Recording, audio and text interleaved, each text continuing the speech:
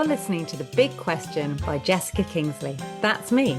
And I'm going to be presenting my journey of self-discovery to find out if, by altering my nose, will I actually alter or change my life? But I'm also going to be looking at the broader picture. I want us to delve into society's obsession with beauty standards. Society's obsession on the street, on our TVs, on our screens, and the pressure we put on ourselves. In a world, especially a Western world, why do we boast about how diversified we are when it comes to looks? When actually, we're no more further than we ever were, and there's even greater pressure than ever to conform to trends and perfect beauty standards. I believe that my big nose is holding me back from my big dream of becoming a TV and screen actress. I want to find out if talking to other people about their looks and about the industry will actually help me to decide whether or not I should have a nose job. Hello, and I was going to say good morning, but you could be listening to this at any time of the day or night. So hello and welcome to The Big Question. I'm Jessica Kingsley, and I have written and presented this podcast and co-produced with Sad Face Media. Today, I have joining me on The Big Question a producer.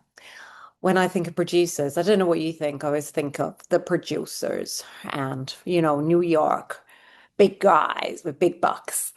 But our producer joining us today is Daryl Back.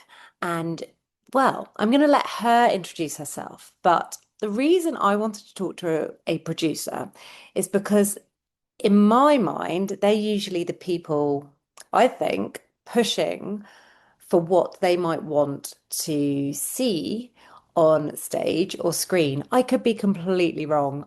It could be maybe the director has more power in choosing who they want to work with.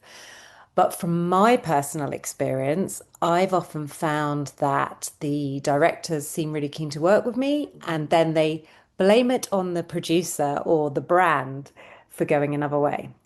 But I don't know, maybe that's just it's an easy way out, isn't it? Because the actors never really get to meet the producers. So anyway, I can see she's already in the Zoom room. So I'm going to go over and see her. See you there. Good morning, Daryl. Morning. So lovely to meet you. Yeah, and you? We have Neil Wright to thank for this Ah, meeting. I love him to bits. I was Don't about to say the same. don't tell him. I employed Neil, oh God, I know, 12 years ago, something like that for the first time, if not longer. And I've obviously been a friend of his ever since. He's brilliant as well. He's He absolutely brilliant. Mm. He's brilliant. He's been a long time friend of our families. We met him back in Polka Theatre days when we used to work there, Yeah, yeah. and he just he's Neil. He's wonderful, He's and Neil. He he's is. so talented and Yeah. such a good friend. So Mm. yeah. Yeah, he is. I agree with all Yeah. that. So Daryl, I know I haven't told you too much about the big question.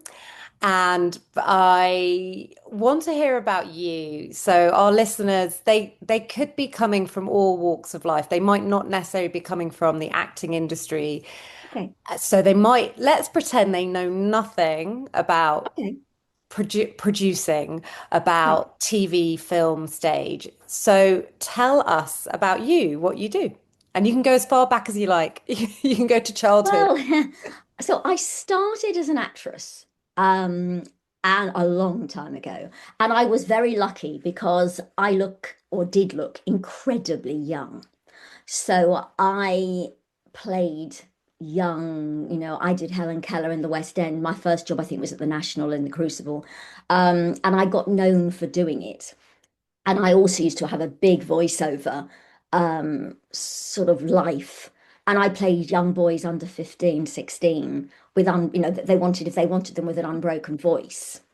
I did it. Nice. So yeah, yeah. And I played a boy on television as well, actually, which is very bizarre. But yeah. So and then I carried on acting because it I did loads. I did lots and lots. I did theatre and I did film and I did radio and all sorts of things.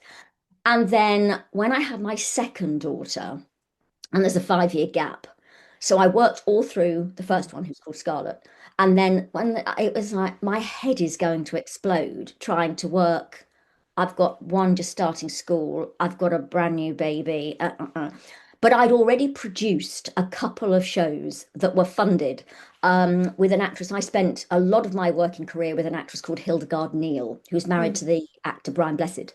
Oh, I'm still wow. big friends with that family. Mm. And I did, I think, 11 plays with Hildegard, including The Miracle Worker in the West End. Um, and so I produced two things for her and I at sort of quite nice fringe venues in London and at the Lyric Hammersmith. So I sort of dipped my toe into producing anyway. And then I was asked, at my company, I set up a company. I was resident at the Horsham, it's not called the Horsham Arts Centre, I think it's called the Capitol Horsham now. And they asked me to produce their Christmas show, which was The Wizard of Oz. This is a long time ago. I So was I going to say produced this is so that. popular now.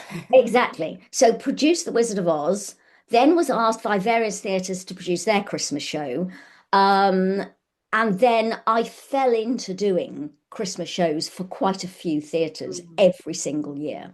And that really took over. All the time the girls were little, that really took over. Mm. Um, And so I think I that's produced. intense. That's an intense period. It is. It is at the time because I produced about 70 pantos, I think, in all. And Wow. I used to do four a year. So, and of course, they all clash. It's not like, oh, well, that opens, then that one opens, then that one's. They all open at the same time, and there's always issues. Yeah. And so I then did that. So now I've dropped some of them because Mm. basically because one of the companies was sold. So I carry on producing in Chelmsford, where Neil's worked for me, their Christmas show. And I'm now going back to sort of my roots, which was straight theatre. I don't sing or dance. And I'm looking to work on a different play with actually Brian Blessed's daughter, Rosalind Blessed, together. Oh, wow. So there Wow. you go. That's, I love that. You've done it in a beautiful nutshell. Thank you. But wow, you've really had a journey and you must have seen huge changes in the Yeah, industry. massive changes. Mm. Massive changes. Yeah. So Mm. before we talk about kind of the changes, I just want to get an idea more about your role as a producer because I did a little intro before I started our meeting, but I think a lot of people think of the producer as the person who comes with the big bucks. And Yes, the executive. Yeah, yeah, exactly. I'm not that. but often from say the side of the actor, I feel like when you're in the room, you're not necessarily going to meet the producer. You'll meet the director, the casting director, and then when if you don't get the part, I feel they often say, "Oh, sorry, the producer's gone a different way." Now, I don't know if that's just because they don't want to. They're looking for a scapegoat, and they don't want to say, "Actually, we preferred someone else." You are very good. Well, it would be good to have that feedback, but I'll tell you later with other feedback I've had. It'd be so much nicer just to say you're not right for that role because, Yeah, exactly. I yeah, do. yeah. Well, that's great. Well, yeah, we'll definitely talk about that more. But so what would you say a producer does? Well, my sort of producer. Yeah. So I am asked by theatres to produce for them. So if I use Chelmsford as a model, which is a council-owned theatre, Hmm. they want a Christmas show, Cinderella, for example. I will do the entire budget for them to say, this is how it works, this is how many people, I want this script, blah, blah, blah, blah, blah, blah, blah. They agree that budget. I then run the budget, but from then on, I will do all the sort of show side. I don't get involved in marketing. I don't do that at all. So on the Christmas show sides, I would then book writers, directors, choreographers. When I'm lecturing to students, I always say think of it as a pyramid so that Yeah. I'm at the top. And then you go down and you've got the writer next. And then, of course, you've got to have a director and you've got to have a musical supervisor and you've got to have this. And then you go right the way right down until, you've got dressers and assistant stage managers and that. So I will book absolutely everybody. I Mm. will also cast everybody myself with the director. Right. And obviously, over the years, I've got a pool of people that I do actually reuse. As an actor, I found that so annoying when producers did that, but I do it myself. But Um, it's understandable because you might have a connection or a bond, or also you trust them. You know what you know what you're going to you know get. what you're going You to know get. how they No work, surprises. Yeah. how they fall in with a company, how nice they are to work with, etc., etc. So when I'm doing other smaller drama work, then quite often it's funded. So right at this minute, I'm applying to the Arts Council, but we're just right at the beginning of it for research and development to work on a script, and then I would choose the script writer or use an existing script. I've done various, I've done Look Back in Angus, lots of David Hare plays. Um, and then again, I would cast director next, blah, blah, blah, blah, blah. That, if I'm touring it, I would then do the money side of it as well, but it would be self-funded by the money that's coming in, Yeah. guaranteed, or it's funded via Arts Council, private funding. I've had both. I've had both of those. So yeah. But Yeah. the big shows are the ones I do are all the theatre. So they take the whole box office. I'm on a fee as much as everybody else. Right.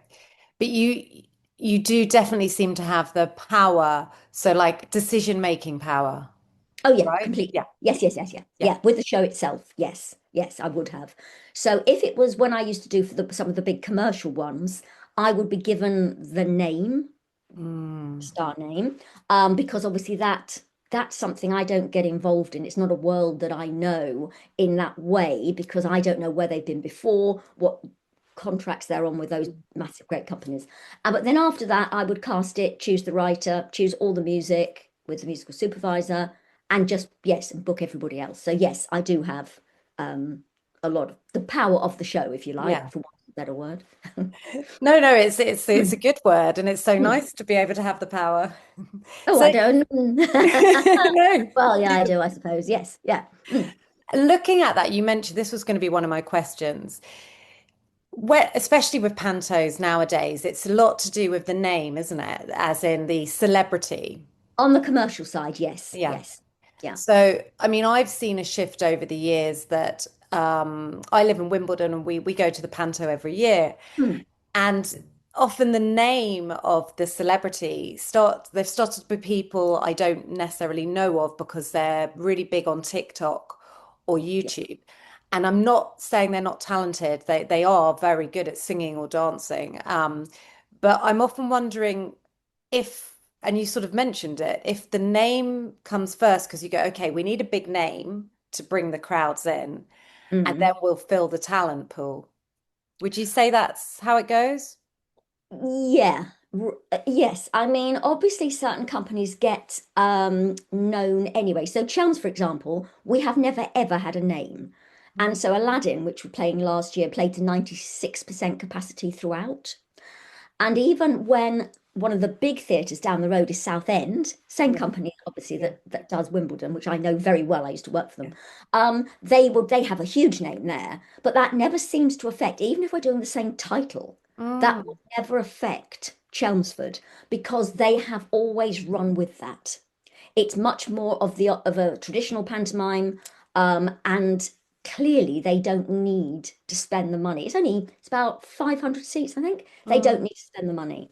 But obviously, some of those other ones, going right up to Michael Harrison's The Palladium, mm. which is, star, star, star, star, Julian Clary, and it's brilliant, Nigel Havers, and it's fantastic. But yes, so they just look at their budgets and who they think is going to bring the punters in, really. Yeah. I'm glad you said that because I feel the same. I feel like you don't necessarily need a name to pull an audience in. You need a good product at the end of the day. So I don't know if you know, but I run Magical Quests. We do theatre parties and events, and we have a space in Wimbledon. It's called Merton Art Space, and we have capacity for 300, and we fill it. We do 2 months of shows, and all of our shows are free because we have sponsorship. So of course we fill it because people are like, free show? Yes. Yeah, exactly. But often I mean, not often, like more than not, they come out and they go, that was amazing. We went to see the one at Wimbledon. This was better. Yeah, But I don't know if that's a psyche thing because they haven't paid, so they feel better. I like to think it's because we're bloody good. of Like, course. and we're fun and we're very interactive and we're very much we don't have the budget to do glitz and glamour, but we have a nice budget and we entertain. And at the end of the day, we tell a story, and I think a story is really, really important. It is, and so that's the Chelmsford model, to be Mm. honest. It's a story all the way through. The audience, I mean, I've produced there for I think probably about 17 years. Um, and so we've just built it up and built it up and built it up so that that audience know what they're going to get. They know what the product will be. They Mm, don't need to think that they, whereas I've employed, well, because I've been given them, loads of people from EastEnders and this and that, which are great fun to work with. And of course they do bring on the bigger theatres, they do bring the punters in mm, because the minute that they're announced, all the box office figures go up. yeah. So that's how they do that. Whether And you you're need that right, in they need to smaller fill theatres, those seats because they're a bigger venue, of they're course. a bigger Yeah. venue. Yes, It's actually absolutely. almost a luxury to have a smaller theatre and be able to experiment more with telling a story in a different way with a smaller budget, perhaps. That's how I feel. Yes, absolutely. I mean, as I say, Chelmsford, that's it. The other ones I used to do three commercial ones with names. Horsham, I don't think used to have a name, but I think it does now. But on the smaller theatres, I'm not sure. I think if you can build it up, Mm. some of those like Harlow does their own. And obviously quite sometimes smaller theatres say get the dame that they love. And then that dame goes back again and again and again and again and again. And they build it on, it's not a name, but Mm. for that venue, that dame is a real good selling point. Yeah. Mm. Like Neil, the Like best Neil. name. Yeah, exactly. Wonderful dame. Mm. So you mentioned, well, we sort of said about looking at how the industry has changed. Now, one of the reasons I'm doing this podcast is I think there are definite changes in our industry that are brilliant, but there are some I feel are working against some actors. So it's something I discussed with Neil from a casting point of view. So, and also, I interviewed Susie Bloom this week, Right. who has just finished at the Palladium, and she was Catherine Tate's understudy. Right. And I saw Catherine Tate do it. Yeah. Susie's brilliant performer, amazing, but she's sort of become pigeonholed as an understudy, as opposed to an actress, perhaps in her own right. I mean, when people go and see her, they absolutely love her show. No one ever says, "Oh, we came to see Catherine Tate or Dawn French." They love her. Mm. But we were discussing how the way casting has changed. So, I mean, she's talking about 30 odd years ago from buying the stage, looking for an open audition, queuing round the corner. And in my 20 years of experience, for me, going into the casting room no longer happens unless it's a big recall. But now it's obviously everything's self-tape since COVID. Mm. Mm. There are loads of pros to that. I mean, having two children myself, it's amazing. I can do a self-tape. I don't have to take the day out. I can Yeah. still do Yeah. school pickup. I could do it Mm. at midnight when they're asleep. But at the same time, even this week, I had a self-tape, and I don't think they watched it because they actually wrote back. They offered me a different part, but the way they said it was that they had so many tapes that they were inundated. There's so many tapes. It's great. They've cast it already. And I could see they didn't download my tape because you get like the WeTransfer thing. Right. But Yeah. they've offered me a smaller part. Obviously, I was very nice and polite and said, yes, of course, I'll take the part because I'm an actress. I just want to act. Yeah.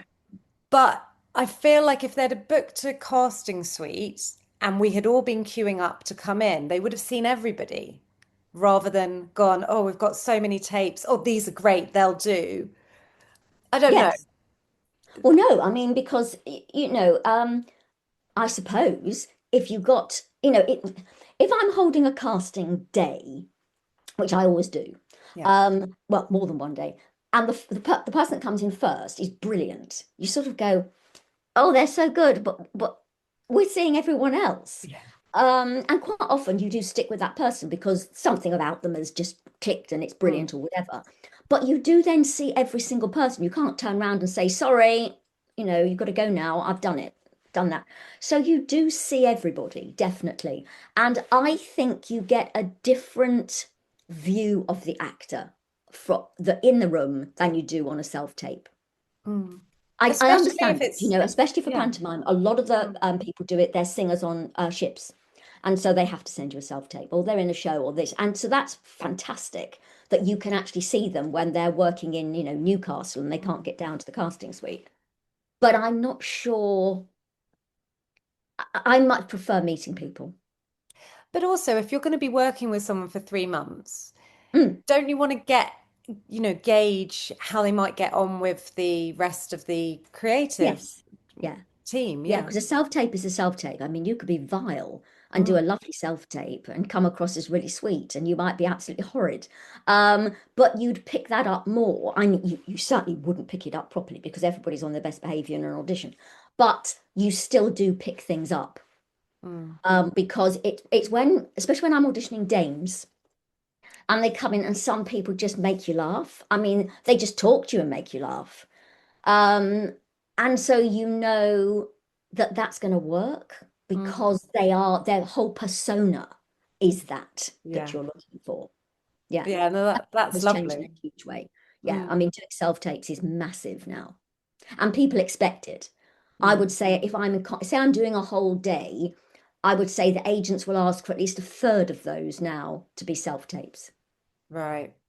Wow. No, it's a big change. And like I said, it's definitely got pros, but I don't know. There's something about getting lit, the term getting your foot in the door.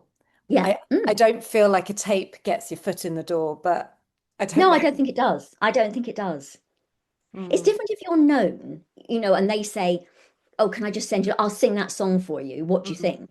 That's easy because you know them in the first place. You're just seeing if they can sing how you would like them to sing for that role. mm. But seeing somebody from scratch, I think is quite hard. Yeah, yeah. Also, another big topic of this podcast is it's about looks, it's about aesthetics. I feel that although the industry has become very open and diverse, like that word diverse is banded around a lot. Yeah, it is. And I did talk to Neil about this from a casting point of view, and he felt that diversity has got better. So people of different, obviously, ethnicities, races, age, gender. He said there are many, many more opportunities. But my feeling, and again, this is my personal experience, I feel that although we're able to see different ages, different color, I still think we're very much pigeonholing actors, especially in this country, of how they look and what character they play. And this all comes down to my problem, my big question. I feel like I spent my 20s being cast as a victim. I'm very petite. Like you were saying, you were cast when you were Mm. younger as a boy, um, or, somebody maybe with a lot of energy because you're little. But I was often cast as a victim, a prostitute. Um, some bad things often happened to me. Yeah. And then I took a gap to have children. And now coming back in, I am finding it really hard to get back in terms of casting or who I am. And I feel that my looks are not trendy.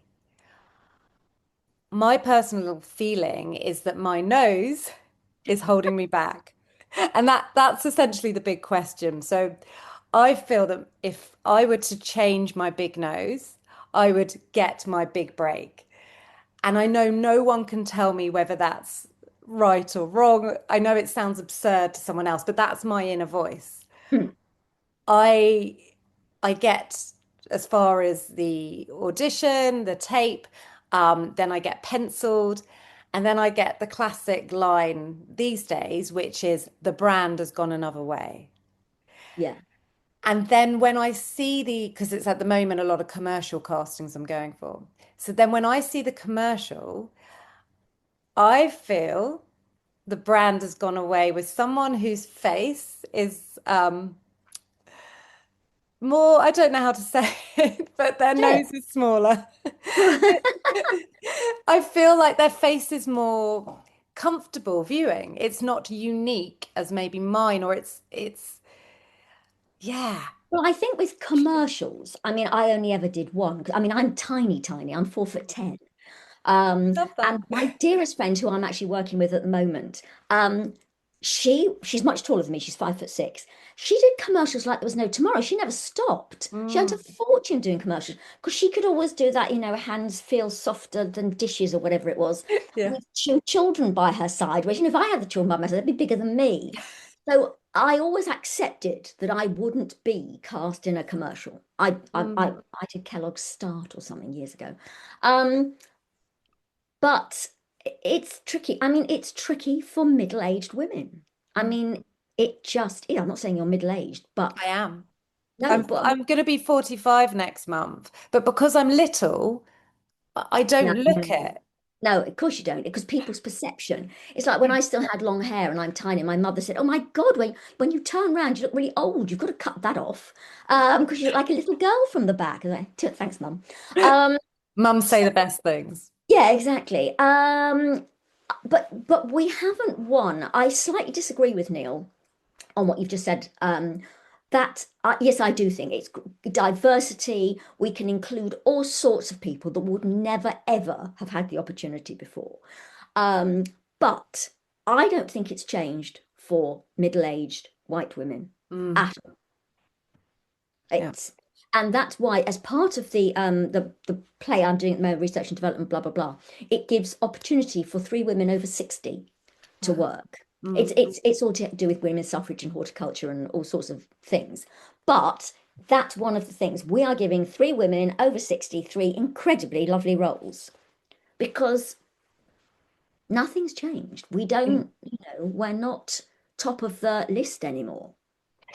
Well, I mean, I'm glad you said that because I'm feeling that, and I feel like, yes, there's definitely more doors opening for people. I feel like a lot of castings are looking for authenticity, but then they're dragging people off the street because they want them to play themselves.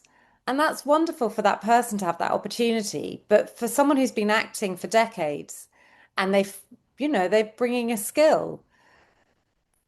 I know. I mean, I totally agree with your point. And I have a sort of further point because a couple of years ago, I did a Christmas show in Barking in East London, which is primarily Black, Caribbean, Asian as a community. Yeah. And certainly the theatre. So that was the main theatre Mm. going public that came to see the show.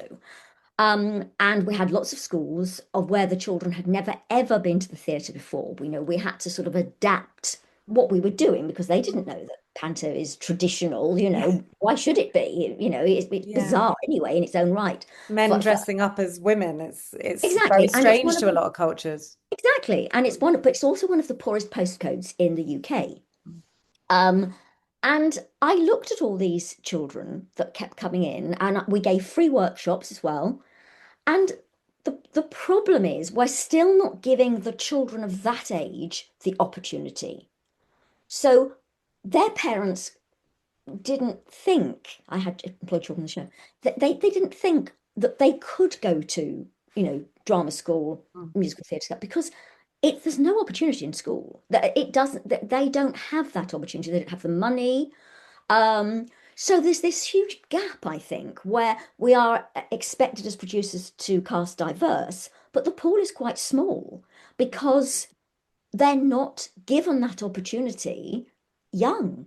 In sort of areas of the UK where we have a quite a poor postcode population, um, and we have a very diverse ethnicity or whatever, they're not given the opportunity young enough. So our pool, when people are above training age, is very small. Yeah. And if you're first generation something in this country, your parents are very, very unlikely to say, yes, go into a profession that might not pay you anything. Exactly, exactly. Or, you especially when if you're going to musical theatre college, you can't turn up at 18 having never ever danced or that because you'll be up against 1,000 people that have. I So actually it's mentored, sorry to interrupt, I oh, mentored a young girl who she sadly lost her parents very young. And she had an incredible voice, like amazing voice, and she could act. And I took her under my wing, and she got an audition at the Brit School, and she got offered a place. and she turned it down because of all the other kids at Brit, because they had all been tap dancing, jazz dancing since They they were were bored. 3. Mm, I And know. and they were like, but we want you because of your raw talent. And she's like, I can't be in a class with these people because it's too overwhelming for me. Exactly. And I get it. And when we were doing these free workshops, I remember two little boys, they were probably, I don't know, 9, 10, something like that. Utterly brilliant, hilarious, could just do it. They never, not an ounce of training, anything at all. And but afterwards, I was speaking to the teachers, and it's like, but what opportunity will they have to develop that? Mm. Because then, if they were developed, when they've gone to full-time training, they're going to be brilliant. And that's great. We will then increase the diverse pool that we have. But of course, that's not happening, as No. far as in my experience of that one area of East London. And it's Yeah. such a shame because there is definitely raw talent around there. Yeah. And it's just lack of opportunity. Mm. And Mm. then I think this feeds back into what they're seeing on screen, especially. And this is part of what the podcast is about as well, this drive for beauty standards of men and women, everybody you're seeing on social media, that you can only make it if you look a certain way. And I'm buying into this. I'm a sucker for this. So I'm looking at all these people who are successful on my phone when I'm doom scrolling and going, oh, look at their perfect little pixie nose. If I had that, I would have that part. But one of the reasons I'm holding back from having a nose job is because if I were to make it big on screen, not on the cutting room floor, Mm. then there might be a child out there who goes, oh, look, somebody with I don't know what you want to call it, a Semitic nose is on screen, and she's not just portraying the evil witch. She is Yes. portraying the Fairy godmother. feisty. Well, very well, yeah. I What mean, do you that's mean? that's a whole other thing. I mean, for a living, I dress up as princesses every week, and I've only once had a child say to me, and this is in 20 years, Cinderella, why have you got such a big nose? I love what children come out with. It's hilarious. And I said to her, oh, it was the way I was born, the way I was made.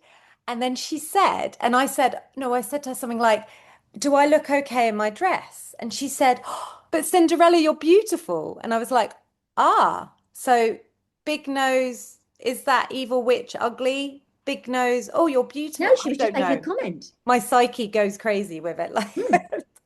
Yeah, no, she was just literally making a comment. Yes, as they do, yeah. out of But the mouth of babes. yeah. So what I guess I'm saying is if my big question is if I have the nose job, then the next generation of possible performers, actors will be looking, going, oh, look, she's got another nice nose or whatever Perfect. it is, Yeah, as yeah. opposed to, oh, she made it and she looks different or she looks like me. It, I don't know. This is like why I'm making the podcast because my head goes crazy from thinking, what should I do? Well, yeah, I mean, it's funny because it was the Abercrombie guy, wasn't it? Remember in Abercrombie and Fitch, and they used to have the boys that were topless. So you'd go in, my Hmm. girls were teenagers, they were complete Yeah. suckers for it. And you'd go in and the boys were all, hunky hunky. In fact, Yeah. I used to know quite a lot of them because they were my Oh, students that worked in for real me life. in real life. I missed that. You missed that. So you'd go in, and two boys would be standing there topless. I mean, as I say, some of them were students from Arts Ed that had worked for me. They were hilarious. And then the teenagers could stand next to them and have a Polaroid, and you'd be given your Polaroid. My girls loved it, total sucker. But of course, they got into huge trouble for it for using. I mean, there were issues as well, but for that portraying we only deal with pretty people that have got that body and look like that. And I think that's good that we've got away from that. Certainly in this profession. I don't think that's You wouldn't in a million years be able to do that now. no, good God, No. no. But I'm only talking about, I mean, Darcy's 26, so possibly 10 years ago. It's not that long ago. I Yeah, no, really, it's not that ages one ago. went over my over my head. Yeah, no, you could have had, there you go, you could have had a Polaroid with them. Um, so yes, I don't think, you know, no, I mean, having a nose job is nowhere. I wouldn't even think about it. That's like me saying I want to stretch myself. Um, and so no, I don't. I mean, I think our biggest problem is there are not enough roles as ever for white middle class women, to be perfectly honest. And I don't Okay. think a lot has changed over the years. And Mm, I think that we've been pushed slightly to the sidelines again mm. because, as is, we're opening everything up. But if you like, women never won their argument in the first place, Yeah, yeah. No, you know. I mean, this is what I'm doing. I'm speaking to so many different people from different walks of life, and it's really fascinating to hear people's views. And where do you see, say, castings going in, say, the next 10 years? I mean, you've seen a huge shift as it is. Can you see where we're going with this? Do you think there will be more roles for middle-aged, middle-class women? I'm not sure, to be honest. I'm not sure. I mean, if you think it's not because they've reduced, because we are now opening up to a much more diverse, actors, whatever, singers, dancers, musicians, anything at all. But it is still much more of a male world than it is a female world. Certainly, middle-aged women upwards. There's not that many really chunky roles for Hmm. them. Um, And and I'm obviously, not sure I see that change. and like you said, you're casting for 60 plus. That would not have been a consideration 20 years ago because I think people are healthier, they are living longer. Yes, yes, that is very true. It is true. But I think that the actresses that even years ago that wanted to really have really good roles, they don't want to always be. I've got a friend who's always an understudy. Um, I just don't think that I don't think we it got far enough for us. Well, and now I'm that. I was obviously younger when I used to think Mm, it. And think, oh well, your career vacancy stops when when you have children.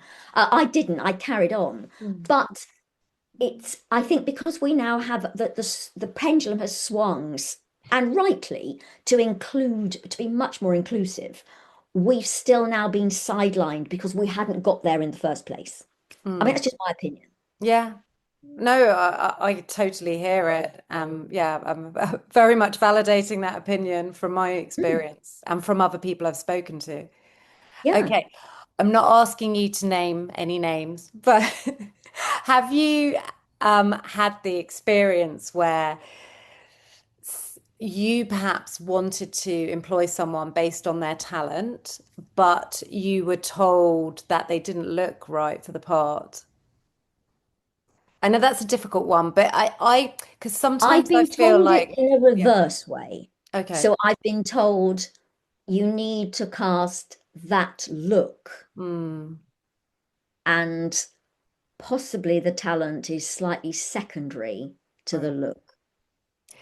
So yeah, that's why I wanted to find out if it does Slightly different happen. way round of, yeah, yeah. And maybe less in, I don't know, maybe less in theatre, but I definitely feel in commercial worlds, I feel like the brand go, no, our last advert, we had a white middle-aged woman. So for our next advert, let's go for younger mixed race. I don't know, like Yeah. as if almost like they're ticking boxes, which is a good thing as well, because we need to be representational to everybody. But yeah. So as you're saying, so at the beginning they might come in with that more than Yeah, if I've had a directive from a theatre, because remember, I generally, if they're bigger shows, I'm led on certain issues because it's their mm, finances. And so yes, I have been told the direction to go in on the look, mm, and the talent would be slightly less than that. But I've never wanted to really cast somebody and I couldn't because of the look. No, that's mm. never happened. Never had to do that.